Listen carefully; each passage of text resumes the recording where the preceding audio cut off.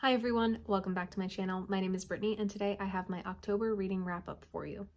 The first book I read in the month of October was King of Crows by Libba Bray. King of Crows follows the group of diviners that we've been following since the book called The Diviners in the culmination of the events that have prolonged this series. In King of Crows, we get some resolution for things that have happened, and I'm trying to make this as spoiler-free as possible because it is the fourth and final book in the series. So if you haven't read up to this point, anything that I could say might be labeled as a spoiler. So things that have happened up to this point in the series, we get some resolution. There are certain things that we don't get resolution for, or there isn't a pretty bow put on it, but there is an ending of sorts. Overall, I really enjoyed this series as a whole, and it is one of those series where if I could erase it from my mind and go back and reread the whole thing, it would be one of the series on that list.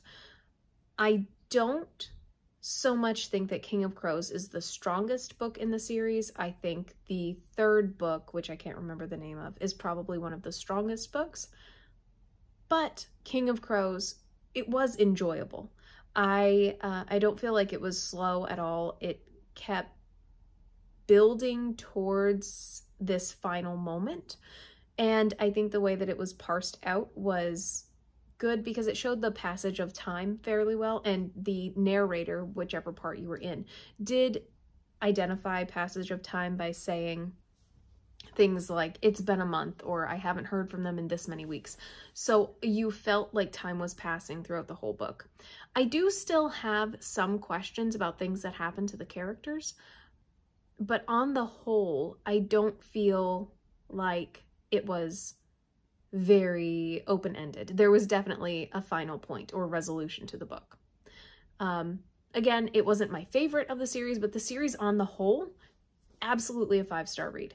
It was extremely well done, and even though this series is classified as YA, I don't feel that the writing was terribly juvenile, so I think it would be something that most people could enjoy. If you're interested in something that has a little bit of paranormal elements to it, even though it has the YA label, I wouldn't let that scare you because it was a very enjoyable read.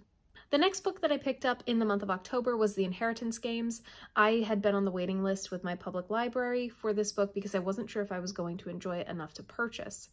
I read this book over a weekend, I believe. It didn't take me very long, but I thoroughly enjoyed the puzzle aspect of this story. An individual passes away, and their fortune is given to someone who's not in their family, which is our main character.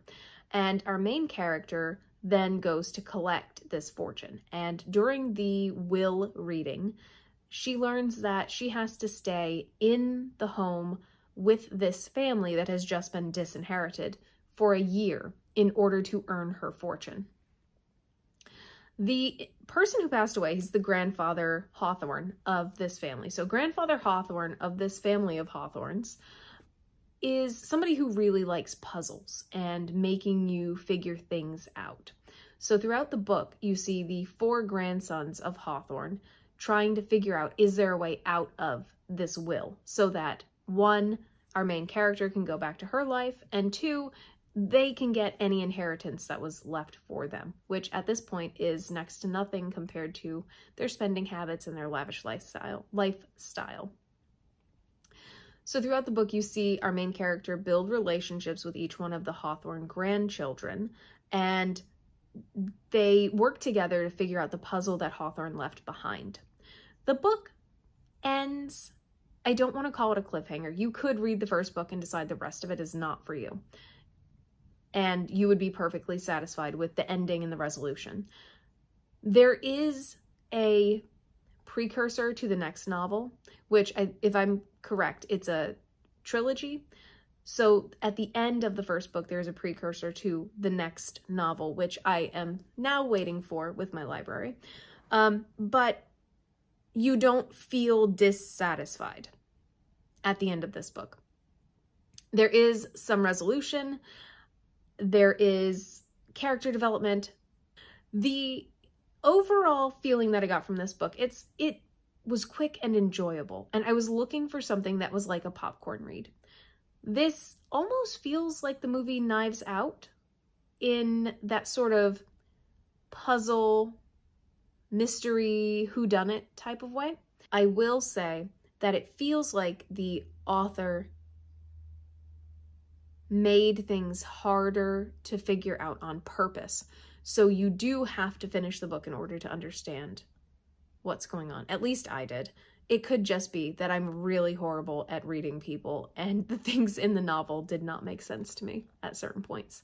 There were times where I had to go back and reread certain sections because I felt like the narration or the pacing threw me off.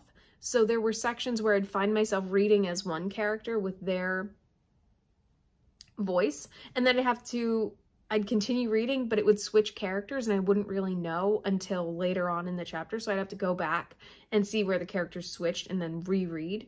So that is one thing. I feel like there could have been more, maybe in the editing process or the mock-up process, a better system of delineating who's speaking, or could switch chapters between perspectives, because overall the tone between the characters or who was speaking or whose thoughts you were in is not too clear. They're fairly similar, but it's not enough to dissuade me from reading the next book. I did enjoy it. I found it really exciting. It was, again, like a popcorn read. So if you are looking for something light and a little bit of mystery, yes, there are some questions that happen. There's some things you have to figure out, but it's not dark or scary or overwhelmingly upsetting at any point. The next book I read in the month of October was Babel. And when I was about 75% of the way through this book, maybe 80% of the way through this book, I thought this was going to be a new favorite. And then, this may be a spoiler, so spoilers. At about 80% of the book, I felt like the characterization that we've been building towards this whole time for the main character was completely thrown out the window. And he switches like that to be this person that I didn't even recognize by the end. I did not like how it ended. I did not enjoy what happened about 80% of the way on. I felt like I wasted a month with this book on my TBR, waiting for time to read it, and then was really disappointed with how everything ended. This book takes place in the 1800s, and we follow a character named Robin Swift. Robin is an orphan was orphaned because of cholera in his homeland of Canton, which is China. And he is taken to London by Professor Lovell. And Professor Lovell is a semi-mysterious character where at the beginning you don't quite understand his motivation. About midway, well, maybe a third of the way through the book, we start to realize that Robin was brought from China for a purpose. And the purpose being that Babel, the school of languages within Oxford, needs native speakers of certain languages to make the magic that they do work. This is just my opinion. I'm not trying to upset anyone. I really did want to love this book. I wanted to love this book. And up to about 75% of the way, I really thought I was going to. I thoroughly enjoyed the language lessons that you get, the etymology, the how words are structured. I did feel like I was learning as I was reading this book. I cannot stress enough how much fun it was to read the first 75%. I cannot get over how different the ending was compared to what I expected. Overall, I gave this a 3 stars. The next book I read this month was Vicious by V.E. Schwab. I listened to the audiobook of Vicious. It's a pretty quick one. I think it's like 9 hours. The narrator is a perfect match for the characters in this book, I think. Vincent. We follow a main character named Vincent, and this story is told in dual timelines. So we have Vincent now and we have Vincent in the past. Vincent now starts his story by digging up a body in a graveyard. Then we go to Vincent in the past, We see Vincent in the past, and he's at college. He is getting ready to create a thesis. He's a pre-med student, and he's asked about what it is he wants to study. Or, excuse me, his class is asked about what it is they want to study. Vincent's best friend says he wants to study EOs. EOs are extraordinary individuals, people with powers. So right there, you're alluded to the fact that Vincent may be an EO at some point, because in the synopsis of the book, you learn that these two have a falling out. I haven't quite decided if I want to modify my rating on this book or not, because I did give it a 3 stars overall. However, I didn't finish the series. I'm not saying I'll never finish the series. I'm just saying right now, I don't have any desire to finish the series. This isn't a reflection on V.E. Schwab. This is one of the first books that she published. One of the first. Not saying it's the first, just saying it's one of the ones from the earlier part of her career. I didn't dislike this book. It just wasn't as much of a V.E. Schwab book as I had hoped, and I really wanted to enjoy it. I did enjoy parts of it. Some of it felt a little long-winded. Other parts felt like they were completely unnecessary. Though, what I can say is that with the way the book ended, I am curious how book 2 will pick up and change things, because there's what happens at the end of book 1 will directly impact all of the characters that move into book 2. So I'm interested to see what would happen, but I feel like this might be another popcorn read. It might be something that I pick up when I'm not feeling anything on my shelves, because I'm just not sold on moving right into the second book. I think I'd rather read other things at this point. If I end up reading book 2, I will absolutely do another follow-up for this, and I will do a more well-rounded review of book 1 and book 2 and put them together. The second to last book that I read in October is What Moves the Dead by T. Kingfisher. This was absolutely my favorite book that I've read this month. I absolutely love Edgar Allan Poe, and What Moves the Dead is a reimagining of The Fall of the House of Usher. It is longer than the original, so the author, of course, has to take some creative liberties and add their own spin on things. This book was not terribly long, but oh my gosh, was it incredible.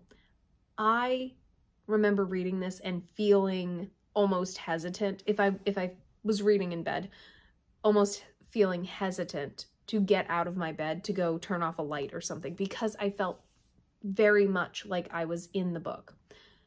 It was atmospheric, it was creepy, it was perfect for the spooky season. I loved this book. It was fabulous. I don't own this book yet. It is on my list to purchase because it is one that I will read over and over and over again. I am already thinking to next Halloween, next spooky season, what I'm going to do, and I will absolutely be starting with I almost said The Fall of the House of Usher.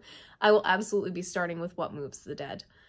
These characters were incredible. The way it ends was so much fun. This could easily be made into a movie with the basis of being a Fall of the House of Usher retelling, reimagining, with some extra spooky elements. I loved it. If you like Gothic tales, if you like Poe, and you like reimaginings, please pick this up because it is incredible. If you liked, Mexican Gothic, I think you'll like this. It is much quicker. The pace moves fairly quickly as well.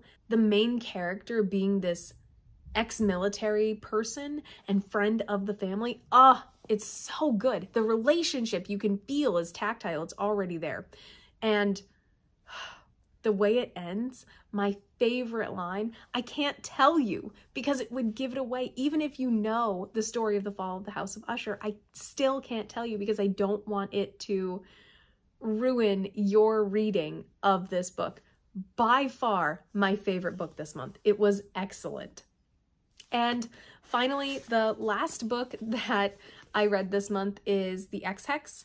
I have seen this book, I have seen this book all over social media, people talking about it because The Kiss Curse came out this year. And I read The Ex-Hex this October. It was a super quick read. I think it took me maybe a weekend, maybe a day and a half. It was so much fun. Our main character is a witch, and she lives in a small town in Georgia. The book opens with our main character sitting in the bath being morose after breaking up with someone who she had been dating for 3 months. And the person she'd been dating is going to come back into her life to charge the ley lines that power or bring magic to this town where a witchy university is. And all of this takes place around Halloween. So this was such a fun read. It's not, well, you know what? Okay, so I was going to say it's not a 5-star read, but am I going to read it again? Absolutely. I'm probably going to read this every year now that I have it, because it feels like if a Hallmark movie was Halloween. And that is everything I wanted out of almost a cozy Halloween fantasy. It was exceptional. I am so excited to read the next one. Part of me wants to wait until next year though, because what if they don't come out with another one next year? What if this is it? Am I going to have to read both of them? It was just cute. It made me smile. The second book in this series follows the cousin of the main character from the first book and then her love interest for the second book. I may pick it up in November because it is a lot of fun, and I'm still feeling the spooky vibes. It is 47 degrees right now in Washington. The leaves are changing. Everything's orange and yellow. It's beautiful. So I feel like a cup of tea and The Kiss Curse might be on the docket for November. Some of the other books that I started in the month of October that I haven't finished are Book of Night by Holly Black, The Southern Book Club's Guide to Slaying Vampires, and Hook, Line, and Sinker by Tessa Bailey. Now, with Hook, Line, and Sinker, I realized after I started reading it that it's book 2 of a pair of books, but they take place in Westport, and Westport is about 2.5 hours from my house, and my husband and I went there this summer, and it was a blast. So I love reading this book because it takes place where I live or have been, and it's neat seeing this from an author's perspective. I am waiting on book 1 from my library. It says I have a couple weeks left, but I will be reading that as well. So look forward to those coming in my November wrap-up. I have a ton of Christmas themed and holiday themed romance novels that I want to read between November and December, so I'm going to do that. And today I started Mistborn. I have read these 4 Brandon Sanderson works, and I've also read Warbreaker. I do not own a copy of Warbreaker yet, but it is on my list. I just really am not a fan of the cover, so hopefully I can find something that maybe has a better cover to add to my collection. But I started Mistborn today. I'm listening to the audiobook. It is the same narrator that narrated these, and it's 25 hours, so it shouldn't take me too long. After I edit this video and get it put up for you, I am going to put Mistborn back on and continue reading. I appreciate you tuning in and watching this video. If you have any questions or suggestions of books you think I might like, leave them in the comments down below, and I look forward to seeing you next time.